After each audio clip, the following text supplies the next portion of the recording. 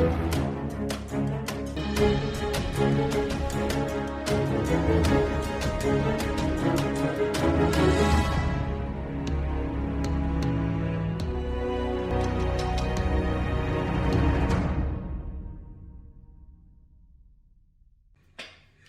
again, it's the ugly truth, and this is Yemi again. On this episode, we'll be focusing on Nigeria today, talking about recent happenings in Nigeria. It's a sad day today, Sunday, the 5th of June. We all woke up around the world to the news of killings in a church, St. Francis Catholic Church to be precise, in Owo, Ondo State, Southwest Nigeria. And it is not just the killing, but the nature of the killing that is really disheartening. And worshippers in a church getting gunned down by, so-called Fulani fundamentalists, which were terrorists, whom we choose to call bandits, and other pet names just to embellish, the horror that the country is faced with at the moment. It's a sad day indeed. These were people that were alive, hale and healthy, about a few hours ago, and right now they are no more with us. It is sad that we have gotten to this point. I said in a recent article I put up, I said Nigeria is at the precipice, and the only solution I see, this is my personal opinion, the only solution I see right now is that we hit the pause button, take a deep breath, do a little bit of review, and hit the recess button. You see, these killings will not stop. We are just a bunch of comedians if we think it will stop. It will not. The fastest way to stop these killings is either the president should resign, or he has the presence of mind to totally destroy, or call the National Assembly to totally destroy the 1999 Constitution. And when I say destroy, all I mean by that is that we need a sovereign national conference, or a constitutional conference rather, to bring about a new constitution that will be all-inclusive. This military constitution we bandy around has no clue what a democratic state is about. So, and we have a president that has pandered towards a particular section of the country. And that has emboldened these killings. Because if we have, let us look at the statement of the president today and compare it with the statement of the governor of Ondo State, Akeredolu. Just look at those two statements and tell me what you think. A leader must have a presence in his speech and in everything he does. It's sad that Buhari is the person we, about 200 million Nigerians, choose to refer to as our president at a time like this, when the world is living computer for robotics and people are discussing about going to Mars, new technological advancement, especially in the areas of IT. People are discussing progressive things that would take us into the next phase of global development. Nigeria is not on that table of discussion. We are still drawn back by these barbaric incidents, one after the other. We're not done yet mourning Miss Deborah, who was killed in Sokoto, southwest Nigeria, just for identifying to be a Christian. She was stoned to death. Not even in this century we heard of anybody being stoned to death. This is how barbaric this set of people are, and they have chosen to draw the entire country back with them. We have been subdued by their backwardness, because it is difficult to see how crazy these things are when you live in Nigeria. When you step outside Nigeria, you will see how terrible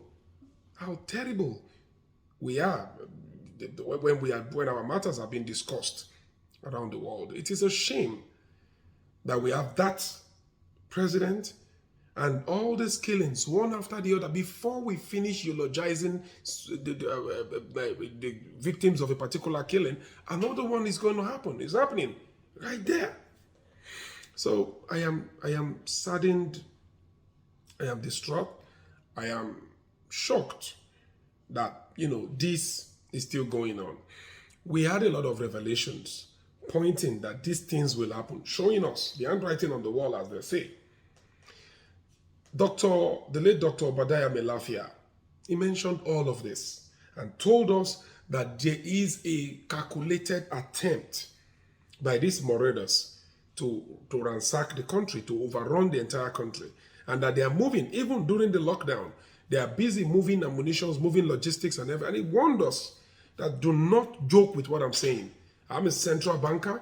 I'm a PhD. I have a PhD from Oxford. He told us all of that. But what happened? They kept on arresting him until they got him killed. He's dead now. And the things he said are unraveling before our eyes. So let's assume we are the president who had the presence of mind to take things serious. Serious matters, to take them serious. Would this be happening? But the moment you say anything against this president or against the Fulanese, where he hails, it's sad that anytime this is mentioned, everybody that should listen stops listening. We have made a god out of this president.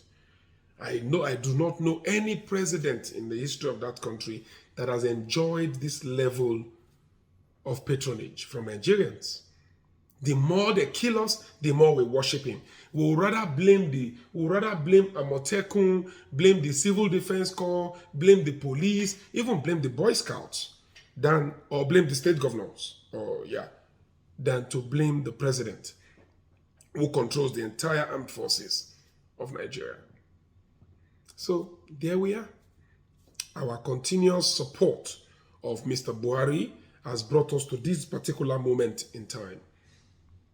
We are all responsible, especially those of us from the South, especially the Southwest. We support this president almost more than the North. And for him, we are ready to annihilate all our own leaders for this guy. And I keep on asking just one question. What has this man done to deserve the level of, patronage and loyalty and support that he gets? What has he done? What is Buhari's history in Nigeria, in the formation of Nigeria? How excellent an officer was he in the Nigerian army for us to give him this level of loyalty and support? Just take a look at the country. Just take a look at the country. The whole country is in a mess. Chaos everywhere. Killings, Yahoo boy, ritualists, kidnappings. ASU, the Academic Staff Union of Universities, have been on strike for the better part of this year. There has been not one statement from Mr. Buhari that, but of course, if you are uneducated yourself, if you never had the privilege to see the four walls of a university, well, how would you care about the importance of having the youths in school learning? What does Buhari know about 21st century technological advancement such that he wants Nigerian youths to key into that? What does he know? What does he bother? He asks everybody to go to the farm because that is all he knows. That archaic mindset is what he has imposed on us. And even those that followed him to the farm, what has happened? What has become of them? How many success stories have you heard of those that Buhari said, go to the farm, we're going to support you through trader money, we'll support you through Bank of Industry, and they rolled out billions of taxpayers' money. Of course, they were stealing some, misappropriating some, and some got to the hands of a lucky few. How many of those people that benefited from those largesse did you see coming out to tell you their success story? It's simple, guys, gentlemen. It's simple, friends. Very simple. You can't build something on nothing. Very simple, very simple. You don't need more than, You don't need a brain to even know this. You cannot build something on nothing. The moment this guy told us, I belong to everybody and I belong to nobody, I knew he was an unserious person. Even if we supported him, we gave him the best of our support in 2015. And that is why he's gone on record to be the first person in Nigeria to unseat a sitting president.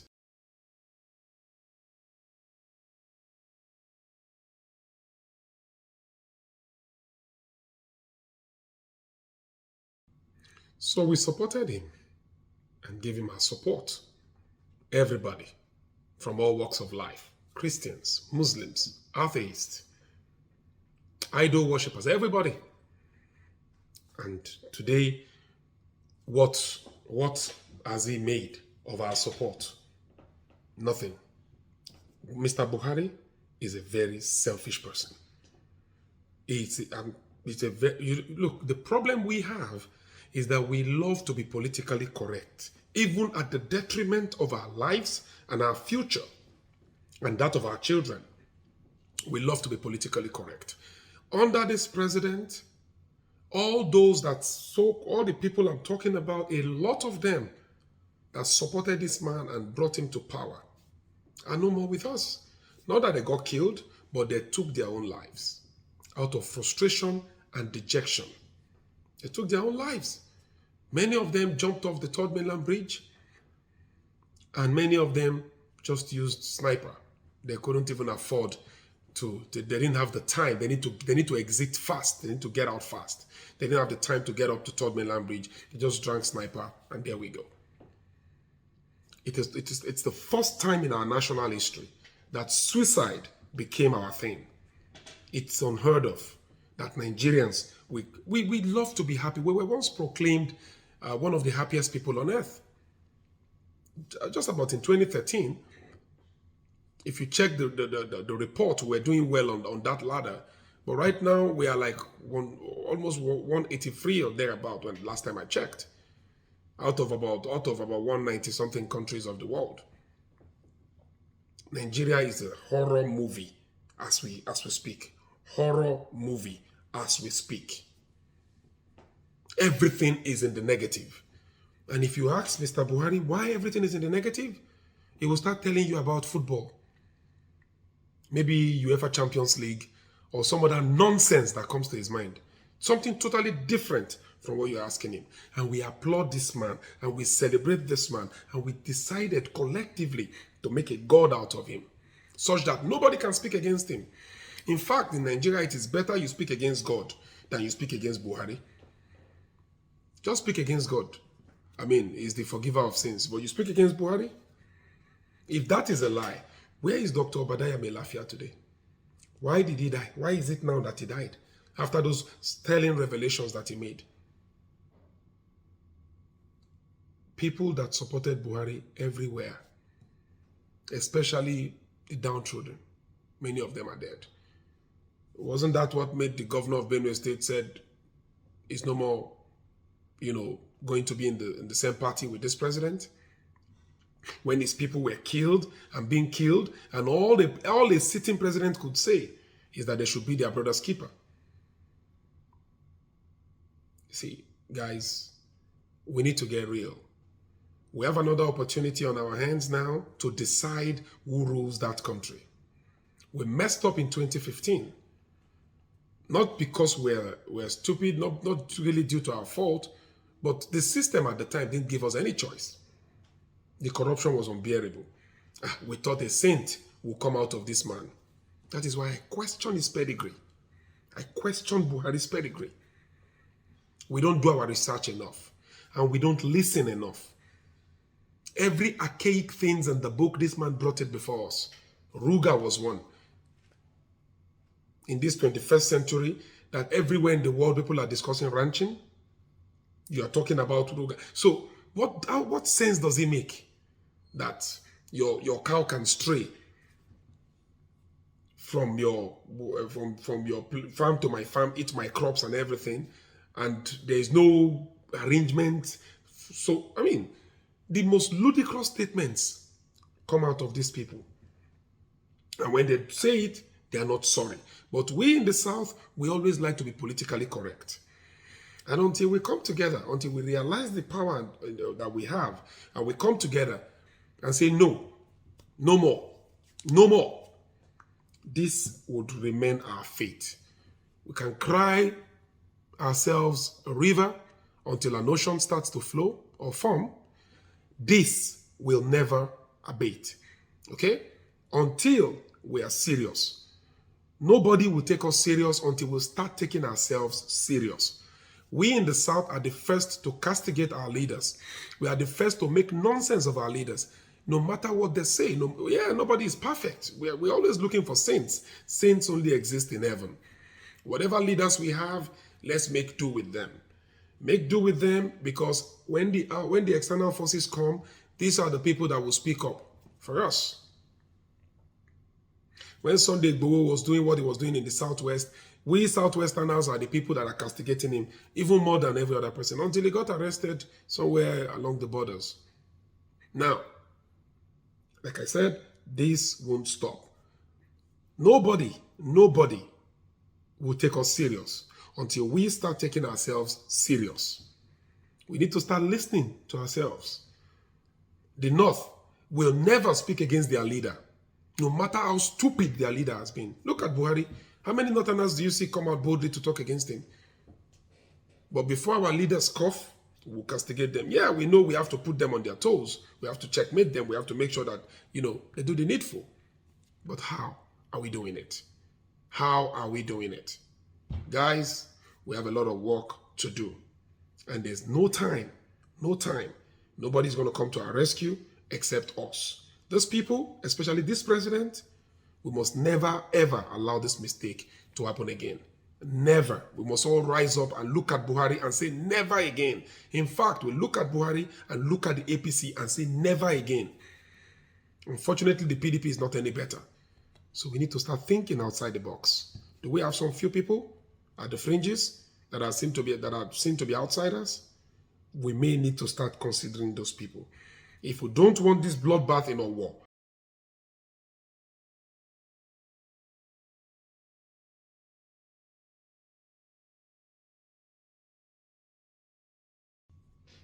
if we don't want this bloodbath in our war, Ondo State, to continue, if we don't want the killings like that of Miss Deborah in Sokoto to continue, if we don't want the kidnaps or the kidnappings like that of the Anglican or Methodist primate to continue, if we don't want the type of kidnaps on the Kaduna-Abuja train to continue in the next 4 years, in the next 8 years, we need to think. We need to use our head. We need to use our brain.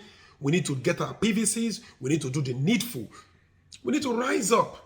We need to rise up. We can't sit in our comfort zones and be doing this. And every time it happens, we wail, we make posts. These people don't read. They don't care. It's a divided country as it stands. And thanks to the president, the country was slightly fractured under the PDP. Slightly fractured. Buhari came and ensured a proper division of North and South. You go across the social media, when anything involves the Northerner, you see all the comments from Northerners supporting that move, no matter how insane. When they killed Miss Deborah, I went to a particular page on Facebook. I saw the post, the comments from educated people. I was zooming into the profile. These are enlightened people from the North, all supporting. Everybody that spoke against it were Southerners. Everybody speaking for it were not. How did we get so far away from each other ideologically, such that what is fire to this person is water to me? How did we get to that point? Lack of leadership. So I put everything that is happening today and that would happen tomorrow on the doorstep of one person, Muhammadu Buhari. He is the president and commander-in-chief of the armed forces. He was voted into power for one reason: secure lives, secure property, first and foremost, then prosper our country, unite us, prosper us. Which of these did he do? Look at all the qualities of leadership that you know, those of you that went to school, and tell me one that Buhari ticked. Is it the corruption he claimed he's a champion, he can fight? Did he fight corruption? Is it not his own Auditor General or Accountant General that made away with 80 billion and now he has been released? Whereas Okorocha, that is being tried for 2 billion, is released on bail for 500 million. The Accountant General was released on bail, on self-recognition. So tell me there is a country where the Hisbah police in the north can carry ammunitions, but Amotekun cannot carry ammunitions, cannot, So until we understand that we're not running a nation and the north is okay with the status quo, we in the south are the ones that are not okay. So who do you think is going to rise up against the status quo? Your guess is as good as mine. The north have no rising up to do. If the south is not going to rise up for that, then let's continue to sulk in our corners and continue to the gnashing of teeth and the wailings like they call us. This particular president made it seem like he was doing us a favor. Every time we die, he decides when to speak to us or not. We must never allow this to continue. It's all up to us, guys. It's a sad day, and my condolences to all those who lost loved ones in the killings.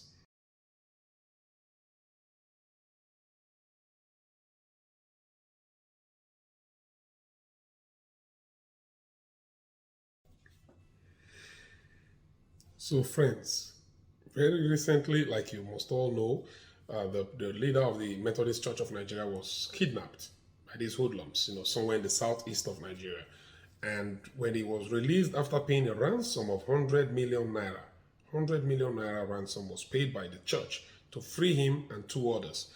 When he was released, he told us all that the military is involved and in connivance with these people, these marauders, these terrorists, doing this barbaric act to all Nigerians. He told us in a press conference. Now, for someone of his caliber, a leader of a very major church in Nigeria, to come out and sit in front of cameras and say, this is what I saw during my kidnap. We need to take it serious. I see a lot of, disparaging comments on the social media. It is sad. It is sad. We need to take it super serious. It is high time we do that, because nobody is going to do that for us. Nobody is going to come. We need to. Is it the first time we're hearing that? That someone is accusing the military of connivance with bandits or with terrorists? Is it the first time we're hearing it? Didn't a military leader, General T.Y. Danjuma, tell us the same thing a few years ago? That the military is in cahoots with these people? And that we will all die one by one if we continue to wait for them to defend us. So, when anybody blames the commander-in-chief of the military, of the Nigerian Armed Forces, Major General Buhari, that person is not being unpatriotic or whatever. That person is being the most loyal, not to a single man that you people have turned to a god, but to Nigeria, to the Federal Republic of Nigeria. We've had condemnations of this act. General Danjuma has come to tell us that these people are not doing this on their own. They have collaborators. Now, the prelate of the Anglican Church, of the Methodist Church rather, came out of his when he got released and told us the same thing. What is the government doing with that information? What are we, the people, doing with that information? So now they kill people in our war. We're crying. We're wailing. We're disturbing their ears accordingly. So because they don't even listen to what we're saying. Like I've always said, we need to act up, and the time is now. Nobody's going to do it for us. We need to move. We need to act. And now is the time. Now is the time.